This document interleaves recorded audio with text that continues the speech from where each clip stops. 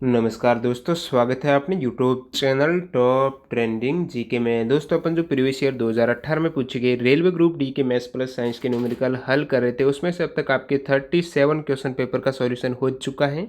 ये पार्ट 38 है, जिसमें अपन 6 दिसंबर के सेकेंड शिफ्ट में पूछे गए मैथ्स प्लस साइंस के सवाल हल करने वाले हैं। यदि आपने इससे पहले के वीडियो नहीं देखे हैं तो डिस्क्रिप्शन बॉक्स में इस सभी 37 वीडियो की प्लेलिस्ट की लिंक मिल जाएगी, जरूर देखिएगा। वीडियो काफ़ी इंपॉर्टेंट है और इस वीडियो के एंड तक ज़रूर बने रहना आपको।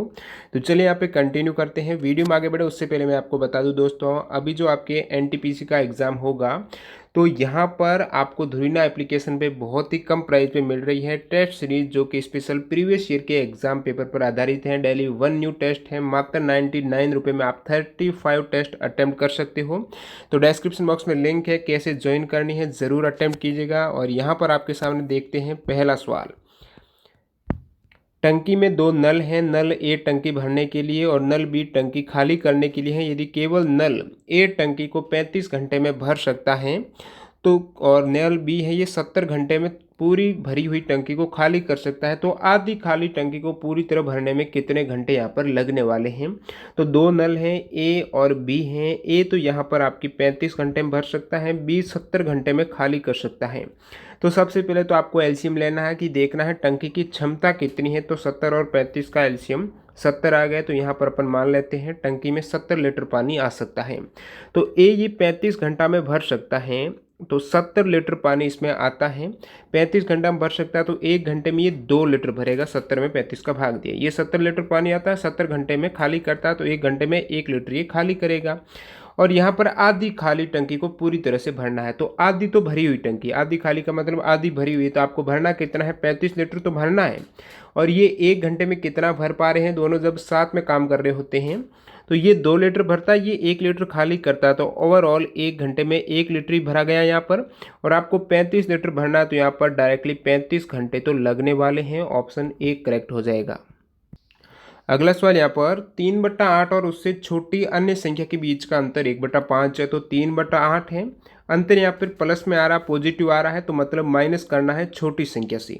उससे छोटी है तो ये कोई भी एक्स मान लेता हूँ, बराबर में 1/5 लाना है। तो यहाँ पर आपको एक्स की वैल्यू निकालनी है। 3/8 माइनस 1/5 बराबर एक्स आ जाएगा। एलसीएम आपके 40 आ गया, ये 15 और ये आपके 8 आ गया। 15 और 8 माइनस करना तो 7/40 जो एक्स की वैल्यू हो जाएगी। अगला सवाल यहाँ पर, यदि राशि समान साधारण दर पर 5 वर्षों में 457 और 10 वर्षों में 574 हो जाती है तो राशि का मान क्या होगा। तो राशि मान लेते हैं जो मूलधन P है, ये ब्याज दर पर समान साधारण ब्याज दर जो रेट है वो इक्वल है। तो रेट यहाँ पर दी नहीं है, अपन R मान लेते हैं। 5 वर्षों में ये हो जाती हैं 457। तो 5 वर्षों में कितनी हो जाती हैं, 457 टोटल अमाउंट हो जाता है 5 वर्षों में। ए बराबर अमाउंट होता है क्या है, प्रिंसिपल प्लस ये ब्याज होता है। ब्याज जो साधारण ब्याज है वो क्या होता है, मूलधन गुणा दर गुणा समय कितना, 5/100। तो प्रिंसिपल के साथ मैंने ये ब्याज जोड़ा तो आपके अमाउंट आ गया जो कि 457 हो जाती है, ये आपको दिया हुआ है। और यही राशि यहाँ पर 10 वर्षों में 574 हो जाती है, समान साधारण ब्याज दर है। तो अमाउंट कितना हो जाता है, प्रिंसिपल के साथ में आपको P गुणा R गुणा 10/100 करना है, जो कि 574 हो जाती है। ये तो जो सवाल में दिया गया है मैंने ऐसे लिख दिया। अब देखिए यहाँ पर क्या देखना आपको, ये 457 होती हैं 5 वर्षों में और 574 होती हैं 10 वर्षों में। तो ये 457 से 574 हुई है, मूलधन तो वही है। तो 5 से 10 वर्षों में, यानी जो 5 वर्ष के अंतराल में ये राशि कितनी बड़ी है वो क्या होगा, एक तरीके से 5 वर्ष का ब्याज ही तो होगा। तो 574 माइनस 457 किया मैंने, तो ये आपके आ जाएगा 117। तो 117 है क्या, ये क्यों बढ़ा, ब्याज के कारण बढ़ा है, मूलधन तो वही है, ब्याज लगा है यहाँ पर 5 वर्ष ज़्यादा। ये 5 वर्ष तक 457 था, 10 वर्ष यानी 5 वर्ष और ऐड किए तो ये 574 हो गया। यानी इन 5 वर्षों के दौरान जो ब्याज लगा वो 117 रुपये लगा है। जो साधारण ब्याज है ये 5 वर्षों का है, 5 वर्षों का 117। यहाँ पर आप देखिएगा ये क्या है, PR5, ये ब्याज ही तो है, सिंपल इंटरेस्ट का फॉर्मूला है। इसके स्थान पर आपको रखना है 5 वर्षों का 117 आ गया। तो ए बराबर जो आपको 457 दे रखा है, 457 बराबर ये कितना आ गया, 117। 117 आ गया, प्रिंसिपल प्लस आपको प्रिंसिपल है ये ज्ञात करना है। टोटल अमाउंट बराबर क्या है, मूलधन प्लस ब्याज, जो यहाँ पर 117 आ गया। यहाँ से प्रिंसिपल इजीली निकल जाएगा, 457 माइनस 117 117 जो कि 340 हो जाएगा। ऑप्शन यहाँ पर 3 करेक्ट है। अगला सवाल यहाँ पर साइंस का न्यूमेरिकल, द्रव्यमान m और नो m के दो यहाँ पर ऑब्जेक्ट निकाय हैं जो कि समान गतिशील ऊर्जा के साथ स्थानांतरित हो रहे हैं, उनके रेखीय संवेग का अनुपात क्या होगा। तो रेखीय संवेग हैं जो इसका फॉर्मूला क्या रहता है, P बराबर mv। जो संवेग है वो होता है द्रव्यमान गुणा वेग होता है। यहाँ पर दो आपकी मोमेंटम P आएगा, P1 बराबर आपके हो जाएगा जहाँ पर द्रव्यमान m लेना है और वेग तो यहाँ पर कोई दिक्कत नहीं है, सेम ही रहना है। सेकेंड केस में जो P2 आएगा उसमें द्रव्यमान कितना हो जाएगा 9m, ये V1 ले लेते हैं, वेग भी अलग होगा। यहाँ पर दो निकाय समान गतिशील ऊर्जा के साथ स्थानांतरित है, गतिशील ऊर्जा समान है, वेग अलग हो सकता है। तो यहाँ पर आपको क्या करना है, गतिशील ऊर्जा यानी गतिज ऊर्जा की बात करूँ तो क्या होती है, हाफ m1 V1 का स्क्वायर, ये प्रथम पिंड के लिए हो गई, और सेकेंड के लिए हो जाएगी हाफ m2 V2 को स्क्वायर। बोल रहा है समान है तो मैं इक्वल कर देता हूँ, हाफ तो गया कोई मतलब नहीं। m1 प्रथम में m1 कितना है, तो यहाँ पर देखिए m1 आपको m दे रखा है, तो m V1 का स्क्वायर जो कि अपन V1 मान लेते हैं बराबर m2 है 9m V2 का स्क्वायर, m से m गया। अब आपको बात करूँ V1 का स्क्वायर और बट्टा इस साइड ले आता हूँ V2 का स्क्वायर, तो यहाँ पर क्या रह गया 9/1। यदि मैं V1 बट्टा V2 कर दूं जो इसका होल स्क्वायर है, ये हटेगा तो इस साइड आपकी स्क्वायर रूट हो जाएगा वर्गमूल, तो 9/1 का वर्गमूल, तो V1 बट्टा V2 कितना आ गया 9 का वर्गमूल 3, 1 का तो 1 ही, तो 3/1 आ गया यहाँ पर V1 और V2। आपको पूछा उनके रैखिक संवेग का अनुपात। अब संवेग आप देख लीजिए, एक का mv1 है, दूसरे का mv2 है, और V1 का आपको 3 लेना है, V2 का 1 लेना है। तो यहाँ पर मैं ले लेता हूँ P1 के स्थान पे आ जाएगा m, V1 का 1 ले लिया, m गुणा 1, और रेशियो की बात करें बट्टा में सेकेंड रेशियो 9m V2 आपको V1 3 लेना है, मैंने यहाँ पर 1 ले लिया, ये V1 3 है, V2 1 है, V2 1 हो गया। अब इसमें m से m गया, तो 3/9 की बात करूँ तो 1/3 अनुपात आ जाएगा जो कि ऑप्शन 1 करेक्ट है। अगला सवाल यहाँ पर, एक मिश्रण में रेत और सीमेंट का अनुपात 7 और 1 का अनुपात है। तो रेत और सीमेंट का जो रेशियो है, जो एक मिश्रण है उसमें 7 और 1 का है। इस मिश्रण के शेष 72 kg में कितना सीमेंट मिलाया जाए ताकि परिणामी मिश्रण में अनुपात 6 और 1 हो जाए। तो इस मिश्रण के शेष, यहाँ पर ये पूरा मिश्रण है, इसमें से कोई भी आप मिश्रण ले लेंगे, ये मान लीजिए ये पूरा आपके 100 kg है, इसमें से मैंने कहा कि मैं 72 kg अलग लूँगा, तो अनुपात तो रेत और सीमेंट का सेम ही रहने वाला है, 7 और 1 का ही रहेगा।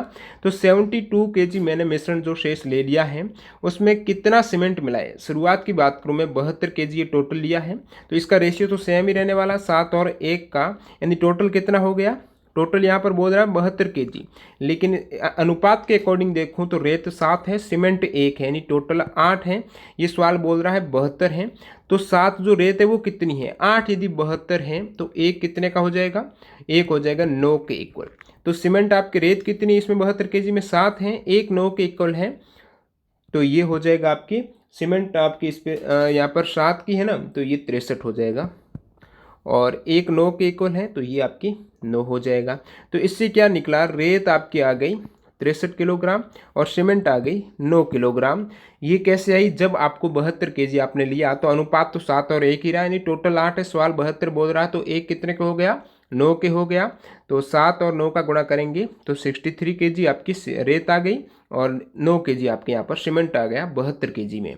आगे देखिए यहाँ पर इस 72 kg में कितना सीमेंट और मिलाऊं ताकि परिणामी मिश्रण में ये रेशियो 6 और 1 का हो जाए, कितना सीमेंट और मिलाऊं। तो यहाँ पर परिणामी मिश्रण में आपको क्या दिख रहा है, टोटल यहाँ पर 63 तो क्या है, रेत हो गई, और बट्टा अनुपात तो है, ये अनुपात 6 और 1 किसका हो रहा है, रेत और सीमेंट का हो रहा है। तो रेत तो इसमें 63 है, सीमेंट 9 है, तो सीमेंट में और कितना मिलाएं, कितना सीमेंट मिलाया जाना चाहिए। तो 9 तो पहले ही था, और मैं मान लेता हूँ x मिला दिया, तब रेशियो 6 और 1 का हो जाए, बराबर में ये रेत का 6 और इस सीमेंट का 1 हो जाए। तो x की वैल्यू यहाँ आप इजीली निकाल सकते हो।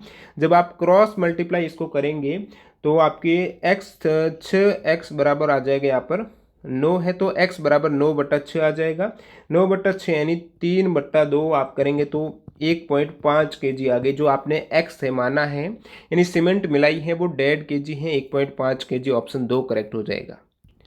यहाँ पर मैं आपको बता दूं जो भी इजी सवाल है या फिर मैं प्रीवियस वीडियो में करा चुका हूँ वो सवाल अब अपन स्किप करेंगे। जो अलग से यूनिक सवाल है जो अब तक नहीं पूछे गए हैं वही यहाँ पर देखने वाले हैं। जैसे कि ये तो आप इजीली कर सकते हो, इससे पहले मैंने 1-2 सवाल छोड़े हैं जो कि आप इजीली कर सकते थे।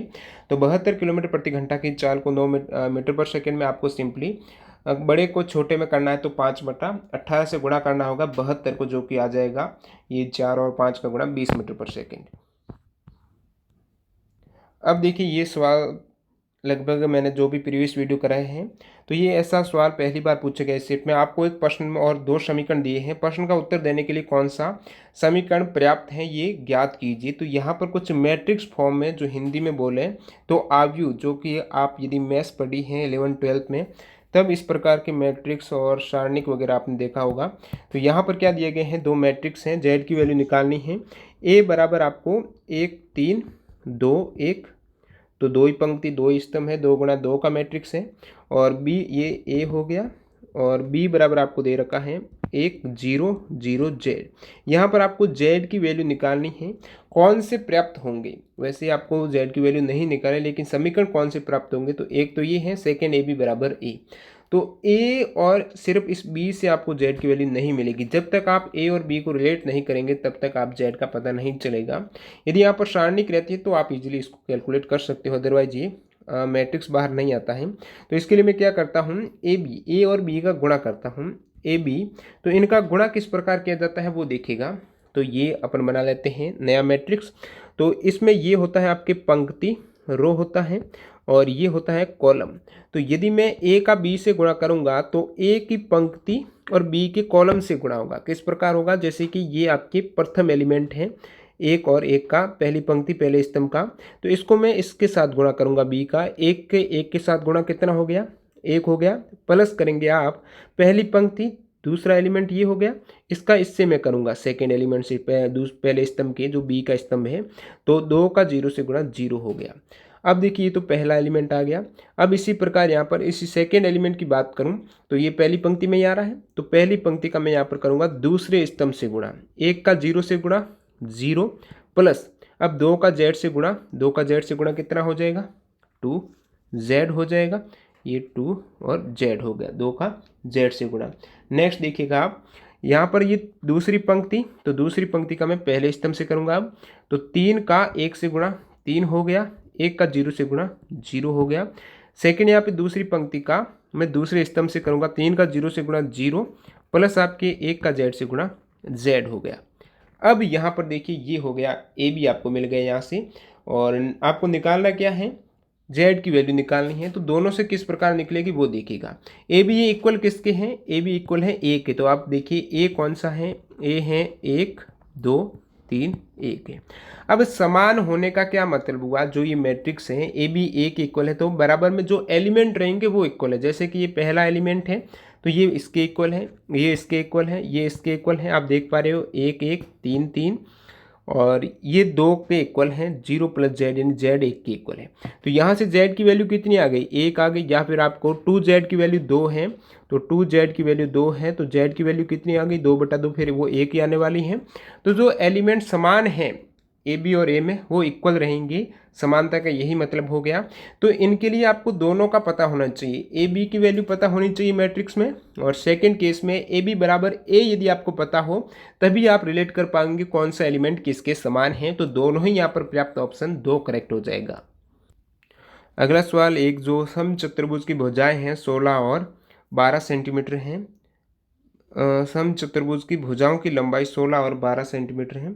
भुजाओं की लंबाई 16 और 12 कैसे हो सकती है, भुजा तो समचतुर्भुज की इक्वल होती है, यहाँ पर विकीर्ण होनी चाहिए, भुजा नहीं विकीर्ण। समचतुर्भुज की चारों भुजाएं इक्वल है तो विकीर्ण यदि आपको दे रखे हैं तो समचतुर्भुज के आप परिमाप निकाल सकते हो, यानी सभी चारों भुजाओं का योगफल निकाल सकते हो। वो कैसी, तो ये मान लेते हैं अपन एक समचतुर्भुज है और विकर्ण की क्या विशेषता होती है, आपस में लंब समद्विभाजित करते हैं, यानी एक दूसरे को समकोण पर समान भागों में बांटेंगे। तो यहाँ पर मैं मान लेता हूँ ये ए बी सी डी है, जिसमें एक की लंबाई 16 है तो ये समान बांटेगा तो 8 8 हो जाएगी, एक का 12 है तो ये 6 6 हो जाएगी। लंब का मतलब ये 90 डिग्री का एंगल भी बनेगा। तो यहाँ पर आप पाइथागोरस थ्योरम लगाएंगे तो किस प्रकार ये काम करेगी, तो ये आपके 90 डिग्री के सामने का जो भुजा है वो कर्ण हो जाएगी, और बाकी ये एक लंब और एक आधार मान लेते हैं। तो आपको कर्ण ही तो ज्ञात करना है, तो कर्ण आपके हो जाएगा कर्ण स्क्वायर बराबर आधार स्क्वायर, जो कि यहाँ पर 8 का स्क्वायर 64 और लंब स्क्वायर यानी 6 का स्क्वायर 36। तो 64 और 36 आप करेंगे तो ये आ जाएगा 100 आ गया, यानी कर्ण या 100 है तो कर्ण स्क्वायर 100 है तो कर्ण बराबर 100 का वर्गमूल जो कि 10 हो गया। अब एक भुजा 10 है, मैंने कहा चारों भुजा समान होती हैं तो सभी 10 10 हो जाएगी। तो आपको परिधि ज्ञात करना है, टोटल भुजाओं का योग कितना हो गया 10 गुणा 4, तो 40 हो जाएगी इसकी परिधि। ऑप्शन 4 करेक्ट है। अगला सवाल, ₹3000 को 4 माह में चक्रवृद्धि होने वाले 30% वार्षिक साधारण ब्याज की दर से वार्षिक ब्याज दर पर निवेश करने पर एक वर्ष में कितने राशि प्राप्त होती है। तो यहाँ पर साधारण नहीं, चक्रवृद्धि होने के लिए आपको दे रखा है मूलधन, देखिए प्रिंसिपल दे रखा है 3000 दे रखा है, और यहाँ पर दर की बात करूँ तो चक्रवृद्धि ब्याज है 30%, जो एनुअल रेट है वो आपके 30% है, और ये जो आप कर रहे हो राशि ये 4 माह में, 4 माह टोटल वार्षिक के लिए 12 माह हो जाएंगे। 4 माह के केस में कितना आ गया आपका 3 बार आपको करना होगा, यानी टाइम आपको लेना होगा 3 टाइम 3, क्योंकि 4 माह में काउंट हो रहा है चक्रवृद्धि ब्याज। 4 4 के कितने हो जाएंगे 12 मंथ में 3 हो जाएंगे, तो टाइम आपने 3 ले लिया। टाइम 3 लिया है तो रेट भी आपके बट्टा 3 कम हो जाएगी। ये टोटल वार्षिक रेट है, इसको आपको 3 3 में काउंट करना है। टाइम 3 के केस में टोटल यहाँ पर केस में 30 हो रही है, तो 3 के केस में एक बार कितनी हो जाएगी 30/3 करेंगे, तो ये हो गई रेट 10% हो गई। अब रेट आपको मिल गई 10%, समय 3 है, और प्रिंसिपल तो आपको 3000 दे ही रखा है। इजीली आप चक्रवर्ती जो मिश्र धन तो ज्ञात करना है, कितनी राशि मिलेगी 3000 से, यानी चक्रवर्ती मिश्र धन अमाउंट आपको निकालना है। तो फॉर्मूला कहता है P गुणा 1 प्लस R/100 की घात T, जो टाइम रहता है। तो P कितना आपको यहाँ पे दे रखा है 3000, 1 प्लस R रेट आपको 10% है बट्टा 100, T यहाँ पर 3 वर्ष के लिए 3 बार करना है ना, T घात 3 हो गई। अब आप इजीली काउंट कर सकते हो, ये 3000 है यहाँ पर, तो ये 3000 हो जाएगा, गुणा करेंगे तो ये 10 हो गया, तो 10 और 1 11/10 3 बार करना है, 11/10 गुणा 11/10। तो यहाँ पर 3000 है, 3 0 तो ये गए, कितने रहेंगे 3 गुणा 11 गुणा 11 गुणा 11, 11 का क्यूब आपको पता होना चाहिए 13 31 होता है।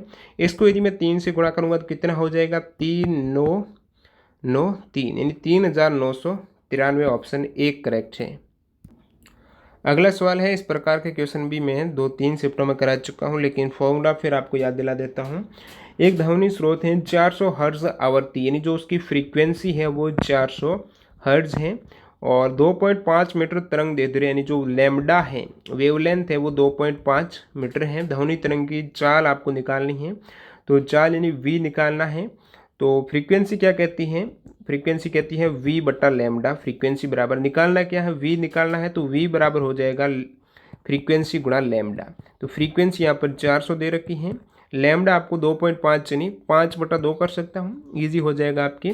तो यहाँ से आपके आ जाएगा 200 गुणा 5, तो v बराबर आपके हो गया 1000 मीटर पर सेकेंड। ऑप्शन 3 करेक्ट है। अगला सवाल देखिए यहाँ पर कि ₹200 की धनराशि को 1 साल के लिए एक योजना में अपन इन्वेस्ट कर रहे हैं, जिसमें 10% वार्षिक साधारण ब्याज की पेशकश की गई थी। ब्याज में वार्षिक चक्रवृद्धि की गई है, तो 1 वर्ष का जो ब्याज साधारण और चक्रवृद्धि तो एक ही होगा, क्योंकि यहाँ पर वार्षिक आपको रेट भी 1 वर्ष में काउंट करनी है, समय भी 1 वर्ष है। तो सबसे पहले तो अपन ये वाला पहला कंडीशन देख लेते हैं, कितना ब्याज मिलने वाला है। तो ₹200 की धनराशि है, और इस पे आपको 10% की रेट से ब्याज मिलेगा। तो 200 का डायरेक्टली आप 10% निकाल दीजिए, कितना हो जाएगा, तो ये हो जाएगा 20 रुपये आपको ब्याज मिलेगा। जो 200 की धनराशि थी अब कितनी हो गई, 200 ऐड कर दीजिए 20 में, तो ये पहले कंडीशन में 220 हो जाएगी, क्योंकि यहाँ पर एक वार्षिक साधारण ब्याज लग रहा है। चक्रवृद्धि बोलो साधारण बोलो, एक वर्ष का तो सेम होगा, ब्याज पर ब्याज नहीं लग रहा है। सेकंड देखिए 200 की एक अन्य धनराशि, ये तो एक पहले कंडीशन था। एक और 200 की धनराशि को 10% वार्षिक दर पर एक योजना में एक साल के लिए निवेश किया जाता है। इसमें भी एक साल के लिए 200 की धनराशि समान रेट पे निवेश की, लेकिन दोनों में अंतर क्या है, इसमें अपन ब्याज है वो एक वर्ष के लिए काउंट कर रहे थे, यहाँ पर अर्धवार्षिक चक्रवृद्धि की गई है ब्याज को। अर्धवार्षिक यानी आपको समय लेना पड़ेगा 2 साल में, 2 आपके अर्धवार्षिक यानी 6 महीने के 2 बार हो जाएगी, तो टी आपको 2 लेनी पड़ेगी। मूलधन तो वही प्रिंसिपल 200 लेना है। और रेट की बात करूं तो रेट भी यहाँ पर आधी हो जाएगी, क्योंकि ये 10% थी, तो पहली आपको आधे के लिए 2 समय है, तो रेट भी अपन 10/2 कर लेंगे, तो ये 5% रेट हो गई। अब यहाँ पर आप निकाल सकते हो समय 2 के लिए कितना आपको ब्याज मिलेगा, फिर दोनों में अंतर ही अधिक हो जाएगा। तो वही आप फॉर्मूला लीजिए, चक्रवर्ती मिश्रधन निकलने वाला है, अमाउंट बराबर P गुणा R प्लस 1/100 की घात टी। तो P यानी 200, 1 प्लस P गुणा 1 प्लस R कितना है, रेट 5 है, 5/100 की घात टी आपके 2 है। तो यहाँ से आप निकाल लीजिए 200 गुणा ये हो जाएगा आपके 20, तो 21/20 गुणा 21/20, क्योंकि 5 का 100 में भाग 20 बार, तो 20 और 1 आपकी 21/20 हो गया। और ये 2 है तो मैंने 2 बार गुणा कर दीजिए। और यहाँ पर आप इजीली इसको कैलकुलेट करेंगे, तो ये 2 0 से गए और फिर ये 2 गया, 21 गुणा 21 कितना, 441/2, 441/2 यानी 220.5। तो सेकेंड केस में आपको अमाउंट मिला 220.5, प्रथम केस में मिला 220। तो कितना अधिक मिला, आप कहेंगे 50 पैसे अधिक मिला, यहाँ पर ऑप्शन 1 करेक्ट है। अगला सवाल, एक जो आपके दर्पण का आवर्धन का फॉर्मूला रहता है, तो आवर्धन क्या रहता है, m बराबर HI/H0, तो 0 नहीं O, तो इसमें MHI और HO क्या दर्शाते हैं। m यानी आपके आवर्धन मैग्नीट्यूड हो गया, HI हाइट ऑफ इमेज यानी प्रतिबिंब की ऊंचाई कितनी है, HO हाइट ऑफ ऑब्जेक्ट यानी वस्तु बिंब की ऊंचाई कितनी है। तो प्रतिबिंब की ऊंचाई HI आवर्धन और H यानी वस्तु की बिंब की ऊंचाई, यहाँ पर HO होगा, जो कि वस्तु की ऊंचाई या फिर बिंब की ऊंचाई हो जाएगी, द्रव्यमान नहीं होगा, आवर्धन होगा, तो ऑप्शन 1 करेक्ट हो जाएगा। अगला सवाल, यहाँ पर एक साइकिल चालक अपने पहले 3 किलोमीटर को 8 किलोमीटर प्रति घंटा की औसत गति से, तो V1 यहाँ पर आपको दे रखा है 8 किलोमीटर प्रति घंटा, और जो पहले 3 किलोमीटर हैं D1 आपको 3 किलोमीटर दे रखा है, अन्य 2 किलोमीटर यानी D2 बराबर 2 किलोमीटर, इसको स्पीड यानी V2 बराबर 3 किलोमीटर प्रति घंटा की स्पीड से, और आखिरी 2 किलोमीटर यानी D3 बराबर 2 हैं, और स्पीड भी यहाँ पर V3 भी 2 किलोमीटर प्रति घंटा है। पूरी यात्रा में औसत गति, औसत गति का मैं बहुत बार आपको फॉर्मूला बता चुका हूँ। औसत गति यानी कुल दूरी कितनी है, कुल दूरी बटा कुल समय कितना लग रहा है, कुल दूरी बटा कुल समय की बात करें, कुल दूरी यहाँ पर कितनी हो गई, D1 plus D2 plus D3, तो 3 2 5 और 2 7 हो गया, तो कुल दूरी तो आप कहेंगे 7 है।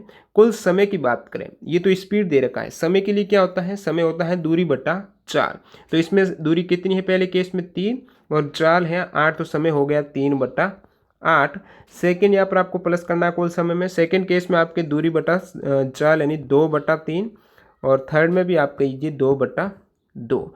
अब इसको आपको कैलकुलेट करना है, यहाँ से आपके निकल के आ जाएगा औसत गति आएगी, और ये किलोमीटर प्रति घंटा में निकालनी है, यहाँ पर भी किलोमीटर प्रति घंटा में है, तो ये हो जाएगा, आप इसको कैलकुलेट करेंगे तो 7 गुणा नीचे 24 जो आपका एलसीएम आएगा ऊपर आ जाएगा, और इनका जोड़ 49 है, और ये हो जाएगा आपकी 3.428 किलोमीटर प्रति घंटा। तो 3.428 यानी 3.43 किलोमीटर प्रति घंटा, ऑप्शन 2 करेक्ट है। अगला सवाल है, तो मैंने कहा इस प्रकार इजी सवाल आप कर सकते हो, प्रीवियस वीडियो में कर चुका हूँ। तो यहाँ पर आपको क्या ज्ञात करना है, एक थोड़ा हिंट दे देता हूँ। 60 किलोमीटर प्रति घंटा की रफ्तार से यात्रा करने वाली ट्रेन 33 सेकंड में 465 मीटर लंबा पुल पार करती है, तो ट्रेन कितनी लंबाई है। तो यहाँ पर इनकी ट्रेन की स्पीड दे रखी है और समय दे रखा है। अब ट्रेन की लंबाई निकालनी है तो दूरी क्या होती है, जब स्पीड और समय दे रखा है, दूरी होता है वैसे दूरी बराबर चाल गुणा समय तो होता है, लेकिन ये दूरी है कौन सी, तो दूरी एक तो ये सुरंग है, जो भी पुल है इसकी लंबाई, तो दूरी जो पुल की लंबाई हो जाएगी प्लस ट्रेन स्वयं की लंबाई। तो ट्रेन की लंबाई आपको जो ज्ञात करना वो x माननी है और चाल यहाँ पे 66 दे रखा है, समय आपको सेकेंड में है, मीटर है तो इसको भी आप मीटर पर सेकेंड में बदलने के लिए 5/18 से गुणा करेंगे और समय का भी गुणा करेंगे 33 से। तो यहाँ से आपको ट्रेन की लंबाई x निकाल देनी है जो कि 140 मीटर आ जाएगी। अगला सवाल है, यहाँ पर आपको धारा का फॉर्मूला निकालना है। तो धारा होती क्या है, आवेश प्रवाह की दर यानी I बराबर Q/T होता है। अगला सवाल देखिए, यहाँ पर ए एक काम को अकेले 11 दिन में कर सकता है, जबकि बी को इसे अकेले करने में 16.5 दिन लगते हैं। सी के साथ मिलकर ये काम 5.5 दिन में करते हैं। तो यहाँ से अपन सबसे पहले निकाल देते हैं सी उस काम को कितने दिन में कर सकता है, और फिर आपको डी का भी निकल जाएगा जब सी और डी का रिलेशन दे रखा। तो इसके लिए सी आपको पहले ज्ञात करना होगा। ए काम को 11 दिन में कर सकते हैं, तो ए की कार्य क्षमता कितनी हो गई, ए की जो कार्य क्षमता है नहीं, एक दिन में ए कितना कर सकता है, 1/11 कर सकता है। 11 दिन करेगा तो पूरा एक काम हो जाएगा, तो एक दिन का आपके आ गया 1/11। नेक्स्ट यहाँ पे देखिए, बी को इसे अकेले करने में 16.5 दिन लगते हैं, तो बी की कार्य क्षमता कितनी हो गई, तो बी की यहाँ पर कार्य क्षमता हो गई 1/16.5। सी के साथ मिलकर यानी 1/A plus 1/B plus 1/C है, ये तीनों जब करते हैं तो ये 5.5 दिन में होते हैं। तो तीनों का एक दिन का कितना हो जाएगा 5.5। तो यहाँ पर दोनों का तो ए और बी का तो एक दिन का दे रखा, सी का नहीं दे रखा, तो यहाँ पर सी का अपन निकालेंगे तो सी की कार्य क्षमता आ जाएगी, फिर पूरे कितने दिन में कर सकता है। तो 1/A आपको दे रखा है 1/11 प्लस 1/B दे रखा है 1/16.5 और 1/C आपको जो ज्ञात करना है बराबर में 1/5.5 है। तो इसको मैं कुछ इस टाइप से लिख सकता हूँ, 1/C बराबर 1/5.5 माइनस आपको लेना है और फिर है ये 1/11, ये पूरा मैंने इस साइड ले आया और प्लस है, देखिए 1/16.5 को मैं क्या लिख सकता हूँ 2/33 भी लिख सकता हूँ, क्योंकि 11 और 33 का एलसीएम ईजी हो जाएगा। 2/33 यानी वही आपके 33 में 2 का भाग दूंगा तो 16.5 ही आएगा, और यहाँ से आपके 1/5.5 माइनस एलसीएम कितना आ गया 33 आ गया, 3 प्लस आपके कितना हो गया ये 2 हो गया, तो 3 + 2 यानी यहाँ से 5 हो जाएगा, 3 + 33 और ओके 2 हो गया। नेक्स्ट यहाँ पे 1/5.5 माइनस कितना हो गया 5/33। अब देखिए आप यहाँ पर इसमें मैं क्या करता हूँ 1/5.5 है, इसको मैं 10/55 लिख सकता हूँ, क्योंकि 55 और 33 का एलसीएम आपकी ईजी रहता है।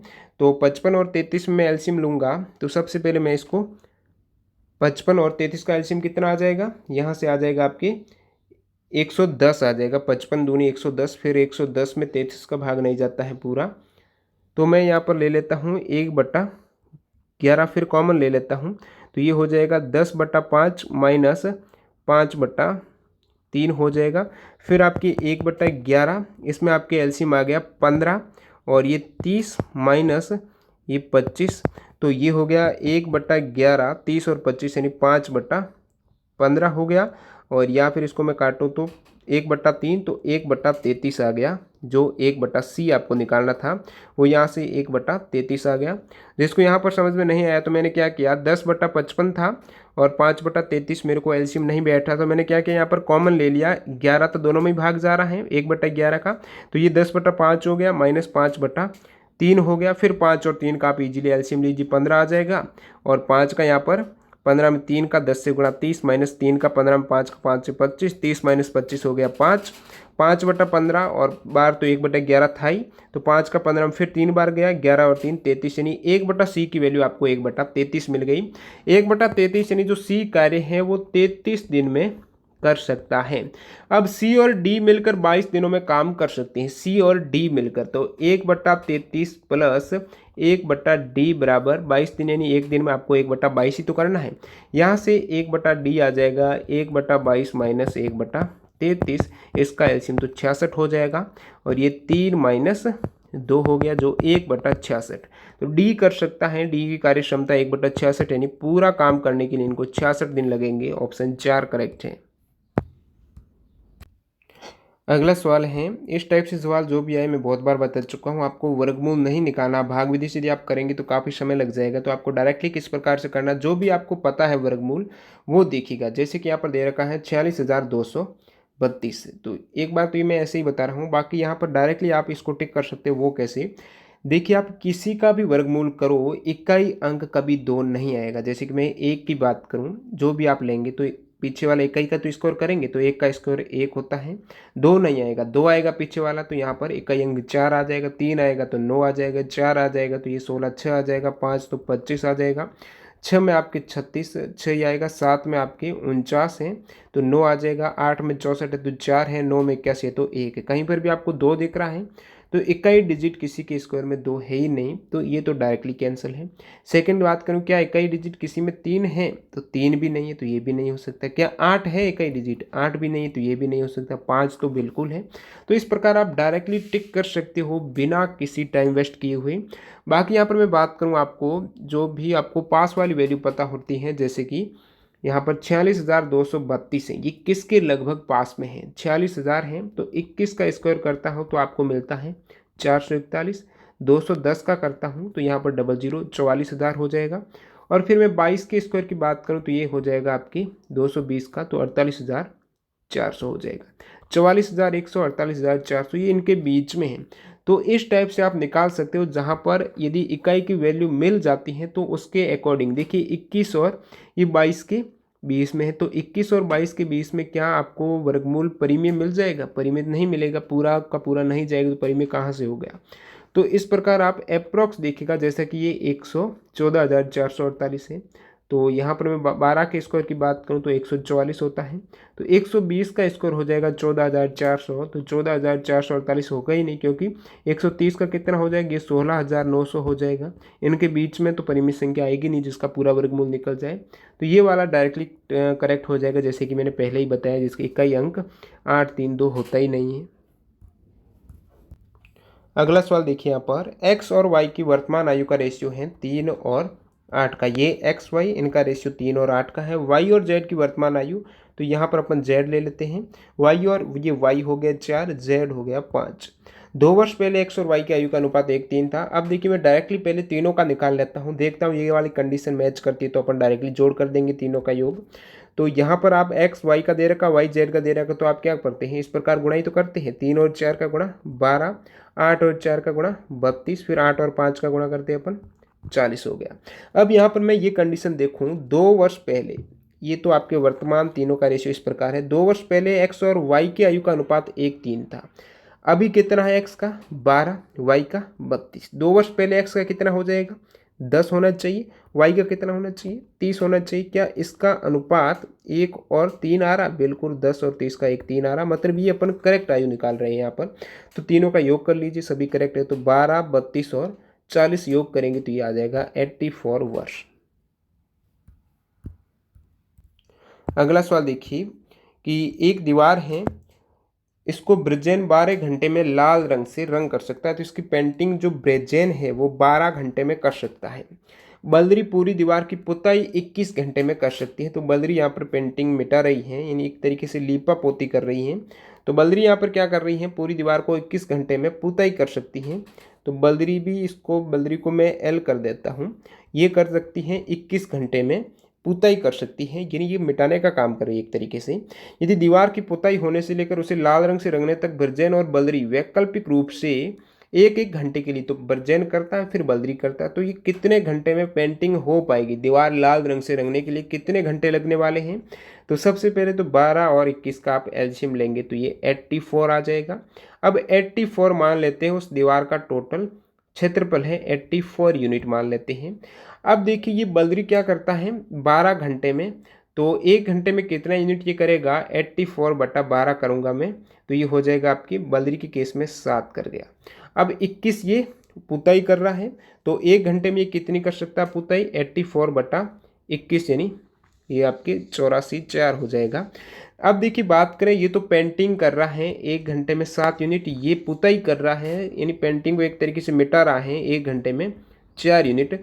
तो ये इस प्रकार काम करते हैं अल्टरनेटिव, वैकल्पिक रूप से 1-1 घंटे काम करते, जैसे कि पहले ब्रजेन करता है फिर बलदरी। तो ब्रजेन ने ये 7 पेंटिंग की तो बलदरी ने 4 मिटो दी, तो आखिरकार 2 घंटा लग गया, 1 घंटा फिर इसने 1 घंटा। 2 घंटे में यहाँ पर कितनी पेंटिंग हुई है, 7 4 मिटाई तो 3 हो गई।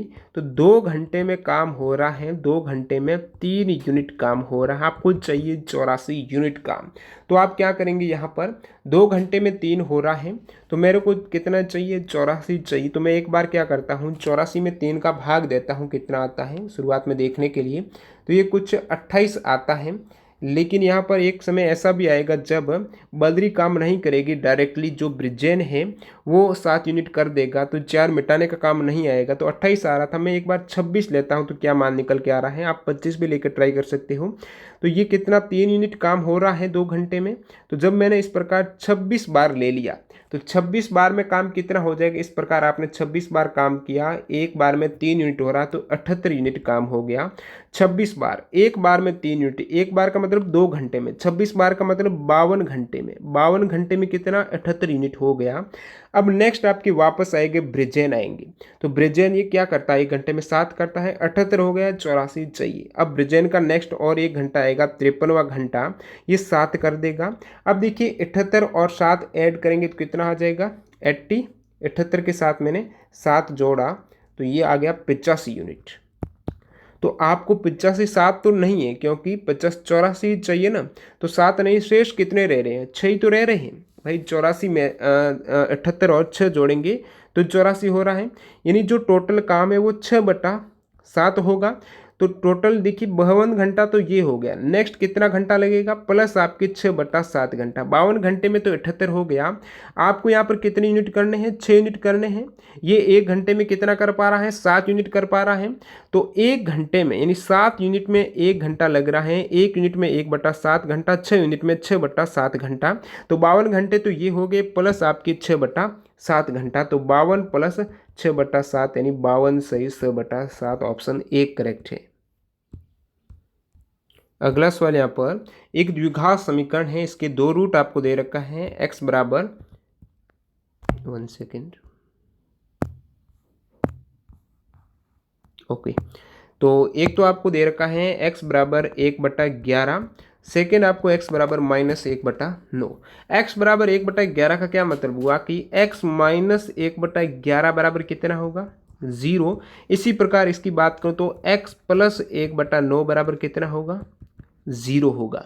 अब इस प्रकार की कंडीशन आपने जब भी द्विघात समीकरण सॉल्व करते हैं तो इसमें गुणा रहता है, x माइनस 1/11 गुणा करते आप x प्लस 1/9 बराबर में 0 है। तो ये कौन सी कंडीशन है, या तो ये 0 होगा, 0 का इससे गुणा करूंगा तो बराबर में 0 होगा, तो x माइनस 1/11 बराबर 0, या तो x प्लस 1/9 बराबर 0। तो इससे अपन ऐसे उल्टा आ रहे हैं, तो x माइनस 1/11 गुणा x प्लस 1/9 बराबर 0। इसको आप जब सॉल्व करेंगे तो 11 और x का हो जाएगा इधर 11x माइनस 1, जब मैंने 11 एलसीएम लिया, गुणा ये हो जाएगा 9x प्लस 1/9 बराबर में क्या है, 0 आपके पास में।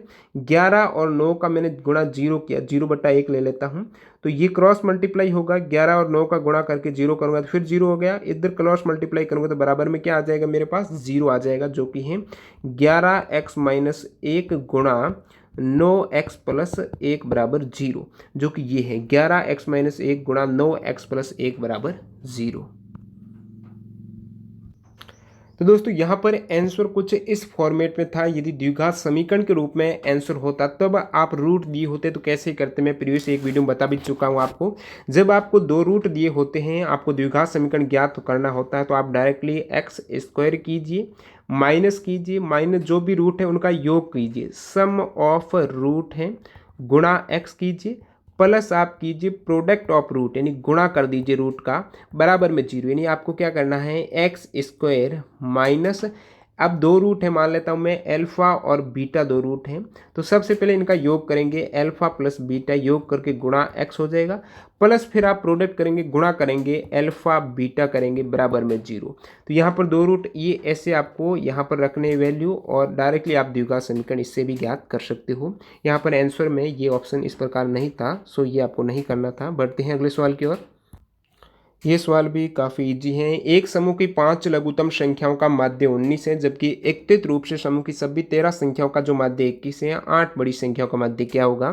तो टोटल ग्रुप में कितनी है? तो एकत्रित रूप से समूह की सभी 13 टोटल है। इसमें से 5 सबसे छोटी संख्या का माध्य आपकी 19 आ गया। माध्य का मतलब एक संख्या की वैल्यू 19 है, तो 5 का टोटल वैल्यू कितनी हो गई? 5 गुणा 19। तो छोटी संख्याओं का योग हो गया 5 गुणा 19 यानी 95। और सभी 13 संख्याओं का कितना हो गया? औसत 21 है, यानी एक की वैल्यू 21 है, तो 13 की वैल्यू कितनी हो गई? तो सभी की आप करेंगे 21 गुणा 13 करूँगा, तो ये हो जाएगा 273। सभी की 273 है, सबसे छोटी की 95 है। तो सबसे बड़ी संख्याओं का माध्य निकाल सकते हो। सबसे बड़ी संख्या का योग कितने हो गया? सभी में से छोटी माइनस कर दूं, 273 माइनस 95 कर दूं, तो ये हो जाएगा 178। अब 178 सभी बड़ी संख्याओं का योगफल है। बड़ी संख्याएं है कितनी? माध्य के लिए आपको वो भी पता होना चाहिए, संख्याएं है कितनी।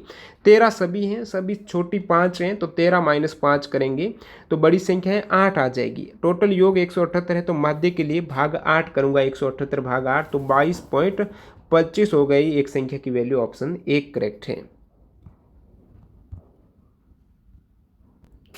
अगला सवाल यहाँ पर कार्बन डाइऑक्साइड का सापेक्ष आणविक द्रव्यमान आपको पता करना है।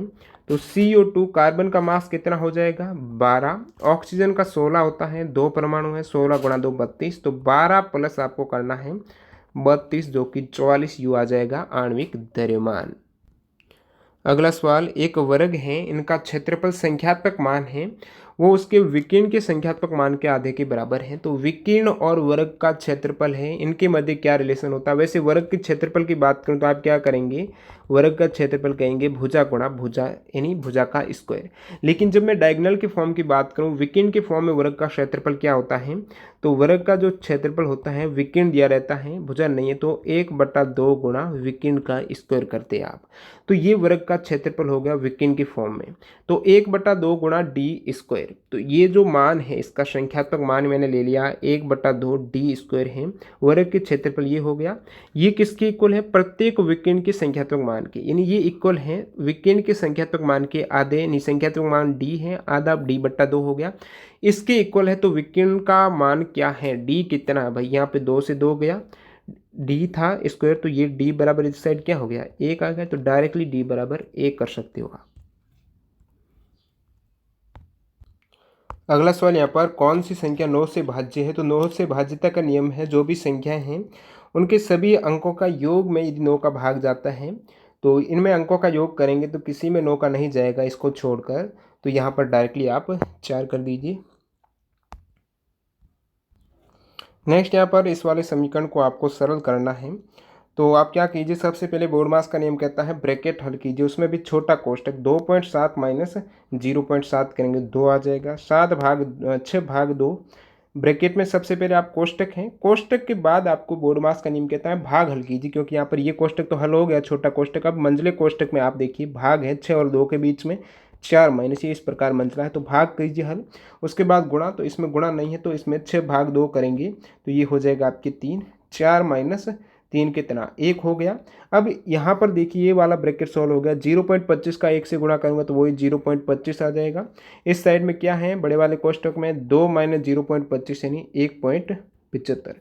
अब 4.5 माइनस 1.75, तो 4.5 माइनस 1.75 हो जाएगा आपके 2.75। ऑप्शन 4 करेक्ट है। अगला सवाल है, ये भी सवाल कुछ नया है। वैसे इससे पहले वाले सवाल में मैं गुणक के बारे में आपको बता चुका था, उस सवाल में आपको बेसिक कंसेप्ट कवर हो गया होगा, नहीं होगा तो फिर बता देता हूँ गुणक क्या होता है। जैसे कि मैंने कह दिया 5 गुणा, ये थोड़ा बड़ा कर देते हैं, तो जैसे कह देता हूँ मैं 5 गुणा 3 बराबर 15। तो 15 तो क्या है? गुणनफल है। 5 क्या है? 5 गुणक है।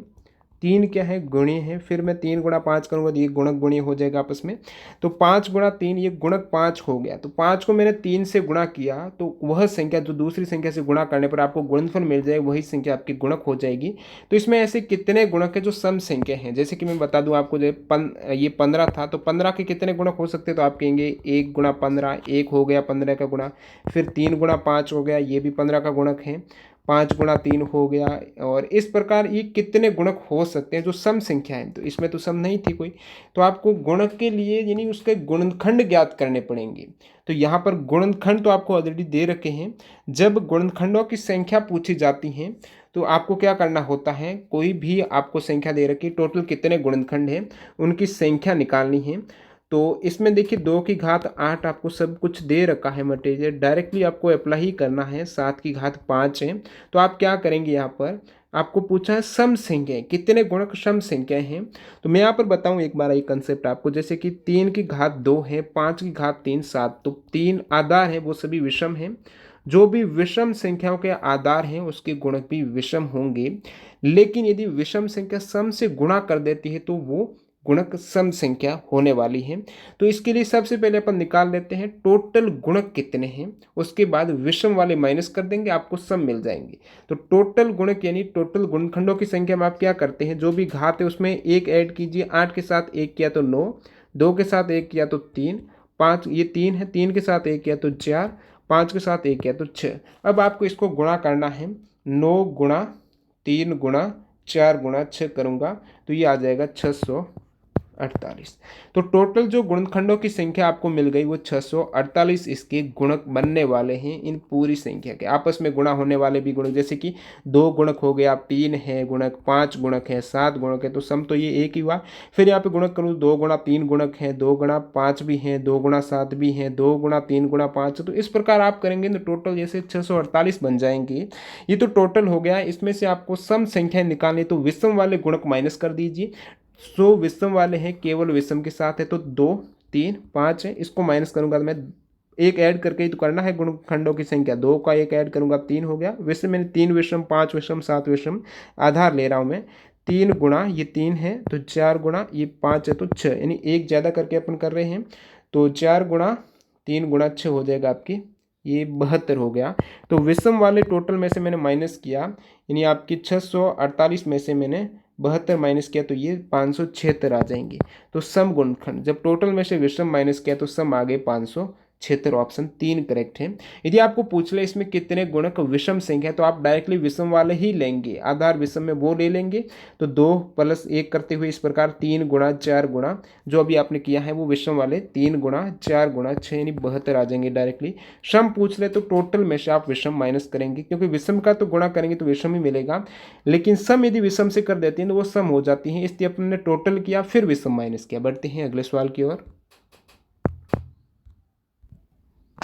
ये एक साइंस का न्यूमेरिकल, एक वस्तु को ऊपर की ओर 14 मीटर पर सेकंड की चाल से फेंका जाता है, यानी u बराबर जो इनिशियल वेलोसिटी आप ले रहे हैं 14 मीटर पर सेकंड है, और वह 10 मीटर ऊंची उड़ी है। उच्चतम बिंदु तक पहुंचने के बाद यानी हाईएस्ट पॉइंट पर जब वस्तु पहुंच गई तो वहां पर वैल्यू, उसके वेग की वैल्यू, अंतिम वेग एक बार 0 हो जाएगा, फिर वो वापस नीचे आएगी। तो उच्चतम बिंदु वो गई है, टोटल 10 मीटर गई है। उच्चतम बिंदु तक पहुंचने के लिए वस्तु के द्वारा लिया गया समय t ज्ञात करना है। यहाँ पर दूरी का मैं मतलब नहीं रहेगा, डायरेक्टली निकाल दूंगा, क्योंकि गति का प्रथम समीकरण कहता है v बराबर u प्लस gt होता है। गुरुत्वाकर्षण बल के विरुद्ध जा रहे हैं। v यानी जो फाइनल अंतिम वेग है। अंतिम वेग कितना हो गया, जब वस्तु अधिकतम ऊंचाई पर पहुंच गई तो एक बार वो रुक जाएगी, 0 हो जाएगा, फिर नीचे आएगी। तो v बराबर 0। इनिशियल वेलोसिटी थी 14 मीटर पर सेकेंड। g आप गुरुत्वाकर्षण बल के विरुद्ध फेंक रहे तो माइनस में लेना होगा, g की वैल्यू 9.8, स्पेशल नहीं दिए तो अपन को 9.8 ही लेना है।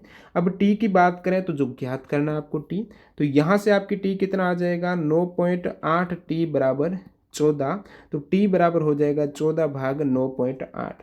अब 14 में मैं 9.8 का भाग देता हूँ तो ये आ जाता है 1.428, या फिर इसको कह सकते हैं 1.43, जो कि ऑप्शन 4 करेक्ट है। अगला सवाल, यदि एक वस्तु का संवेग 20% बढ़ता है तो उसकी गतिज ऊर्जा में क्या चेंजेस होने वाला है। एक तरीके से यहाँ पर परसेंटेज भी काम करेगा और विज्ञान का जो गतिज ऊर्जा का फॉर्मूला है वो भी काम करेगा, संवेग का भी करेगा। तो एक यदि एक वस्तु का संवेग होता है द्रव्यमान गुणा वेग, गतिज ऊर्जा होती है जो काइनेटिक एनर्जी है हाफ mv²। अब मैं रिलेट करता हूँ संवेग को गतिज ऊर्जा से। संवेग यदि 20% बढ़ता है तो गतिज ऊर्जा में क्या चेंजेस होगा। तो मैं गतिज ऊर्जा को संवेग के फॉर्म में कैसे लिख सकता हूँ। संवेग यानी mv है, यहाँ पर v 2 हो रहे हैं तो mv मैं स्क्वायर कर देता हूँ, v स्क्वायर है तो m स्क्वायर, क्या समीकरण बैलेंस भी होना चाहिए इसलिए मैंने m का एक भाग भी दे दिया, क्योंकि m से m कटेगा तो वापस वही हाफ mv स्क्वायर आ जाएगा। मैंने दोगुना स्क्वायर क्यों किया, क्योंकि mv होता है p और m स्क्वायर v स्क्वायर यानी p का स्क्वायर, तो काइनेटिक एनर्जी एक तरीके से आ गई p²/2m, ये काइनेटिक एनर्जी आ गई। अब देखिए आप क्या कर रहे हैं, वस्तु का संवेग 20% बढ़ा रहे हैं। बढ़ाने का मतलब जैसे कि शुरुआत में वस्तु का संवेग था 20% की बात करूँ तो 20/100, या फिर कह सकते हो 1/5। तो 1/5 का मतलब शुरुआत में यदि उसका संवेग 5 था फिर 1 बढ़ जाएगा सेकेंड केस में, यानी 6 हो जाएगा। अब देखिए 5 से 6 हो गया तो काइनेटिक एनर्जी में क्या चेंज होगा, ये 20% बढ़ा यानी 5 से 6 हो गया, 20 यानी 1/5, शुरुआत में 5 था 1 बढ़ गया 6 होगा। अब प्रथम काइनेटिक एनर्जी जब संवेग 5 था तो 5 का स्क्वायर कितना है, 5 का स्क्वायर यानी 25/2m हो जाएगा प्रथम केस में काइनेटिक एनर्जी। सेकेंड केस में कितनी हो जाएगी, सेकेंड केस में यहाँ पर p का स्क्वायर यानी 6 का स्क्वायर 36/2m। 2m में तो चेंज नहीं हो रहा है, तो 25 से 36 हो गया, कितना बड़ा आप कहेंगे, ये हो गया आपकी 11 बढ़ गया, 11 बड़ा है। आपको पूछा है उसकी गतिज ऊर्जा कितने परसेंटेज बढ़ी है, वैल्यू में 11 बढ़ी, परसेंटेज शुरुआत में भाग दीजिए 11/25 गुणा 100, 25 का मैंने कितनी बार चला जाएगा 4 बार, 11 और 4 का गुणा 44% है वो बढ़ गई है गतिज ऊर्जा। तो दोस्तों वीडियो पूरा देखने के लिए आपका बहुत बहुत धन्यवाद। यहाँ पर इस सेट में पूछे गए सभी साइंस प्लस मैथ्स के न्यूमेरिकल यानी साइंस के न्यूमेरिकल प्लस मैथ्स के क्वेश्चंस का सॉल्यूशन हो चुका है। और इसी सीरीज़ को यदि आप कंटिन्यू चाहते हो और वीडियो को ज़्यादा से ज़्यादा लाइक कीजिए, अपने चैनल को शेयर कीजिए अपने दोस्तों के साथ स्टडी ग्रुप में। जितना अच्छा एंगेजमेंट होगा, अच्छे व्यूज़ आएंगे तो मैं उतना ही ज़्यादा प्रेरित होकर आपके लिए नया नया कंटेंट लेकर आता रहूँगा। चैनल को अभी तक सब्सक्राइब नहीं किया तो सब्सक्राइब करके बेल आइकन ज़रूर क्लिक कर देना। मिलते हैं ऐसे किसी नए वीडियो के साथ, तब तक के लिए वंदे मातरम, जय हिंद दोस्तों।